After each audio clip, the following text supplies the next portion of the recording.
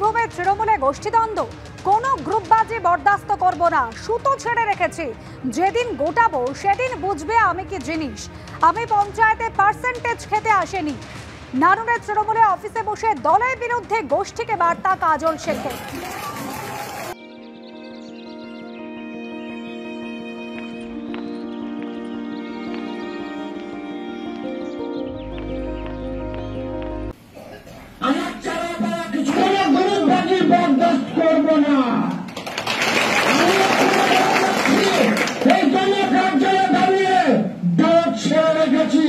যেদিন গুটাবো সেদিন ঘাটের জলে বেঁচে আছে, আমি উঠে গেছি, আমার চারা পাড়া কিছুই নাই। এই খুবসারা অঞ্চলে আমি নেতা সাজতে আসিনি। গ্রুপবাজি দয়া করে করবেন না, গ্রুপবাজি দয়া করে প্রয়োজন নেই, তাদের জন্য ঠাঁই হবে না।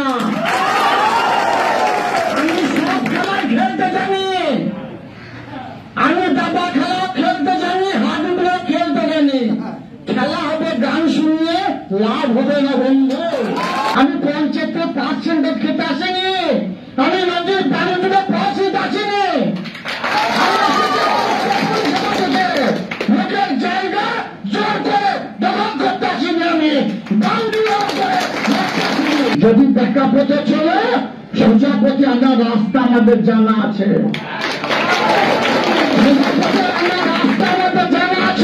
আবার বলছি, অনেক ঘাটের জল কিন্তু পেটে আছে, পাঙ্গা নিতে এসো না, আমি চুর করে বসে নাই। অন্যদিকে বিজেপি কি প্রতিক্রিয়া শোনাবো। কাজল শেখ হুমকি দিবে না তো কে হুমকি দিবে? কাজল শেখ হুমকি দিবে, দাদার বাড়িতে দেখা করতে যাবে না, ঢাক বাজিয়ে চরাম চরাম ঢাক বাজাবে না, বোমা ফাটাবে। তৃণমূল কংগ্রেসের যে গোষ্ঠীবাজি, যে লবিবাজি, কাজল শেখ যতদিন থাকবে, কেষ্টমণ্ডল যতদিন থাকবে ততদিন চলবে। আরও একটা নতুনভাবে গোষ্ঠী হলো, মন্ত্রীকে আর বিধায়ককে কেষ্টবাবু তার অফিসে ঢুকতে দেয়নি। আমরা বীরভূমের মানুষ, যিনি বলেছিলেন যে খেলা হবে, সেই খেলা আমরা দেখছি আর খেলাটা অনুভব করছি, আনন্দ নিচ্ছি। এই মুহূর্তে সিপিএম নেতা সুজন চক্রবর্তী রয়েছেন আমাদের সঙ্গে টেলিফোন লাইনে। সুজন দা, অনুব্রত মণ্ডল ঘরে ফিরতেই করিম খান তিনি তার হারানো জমি পুনর্দখল করলেন। কাজল শেখ তিনি বার্তা দিচ্ছেন এবার কোনো গ্রুপবাজি বরদাস্ত করব না। তাহলে কি বীরভূমের তৃণমূলে গোষ্ঠীদ্বন্দ্ব আবার প্রকট হচ্ছে? দেখুন, এই 1.5 পয়সার খদ্দের কে করিম খান, কে কাজল শেখ, কে চরাম চরাম গুরবাতাসার অনুব্রত মণ্ডল, এ সবাই বাঘ বিড়াল। 1.5 পয়সার যোগ্যতা নেই, খুচরো খদ্দের। কথাবার্তা শুনছেন, যেদিন গুটিয়ে নেব সেদিন গুটিয়ে নেব বলছেন কে? কাজল শেখ। একেবারে অনুব্রত ভাষা, শুটিয়ে লাল করে দেবো, একই রকম ভাষা। ওর ভাষা যদি হয় চরম চরম গুরবাতাসা, এর ভাষা হচ্ছে পেটে অনেক ঘাটের জল আছে।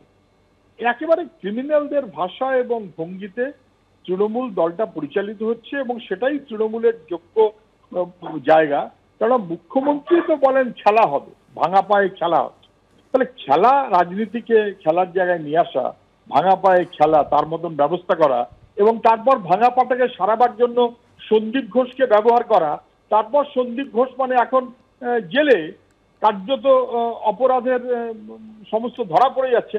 গোটা তৃণমূল দলটা ক্রিমিনাল, দুষ্কৃতি এবং দুর্নীতির তন্ত্র তাকে চালু করলে কোথাও করিম খান, কোথাও কাজল শেখ, কোথাও অনুব্রত মণ্ডল, আর সবার অনুপ্রেরণা মমতা ব্যানার্জি।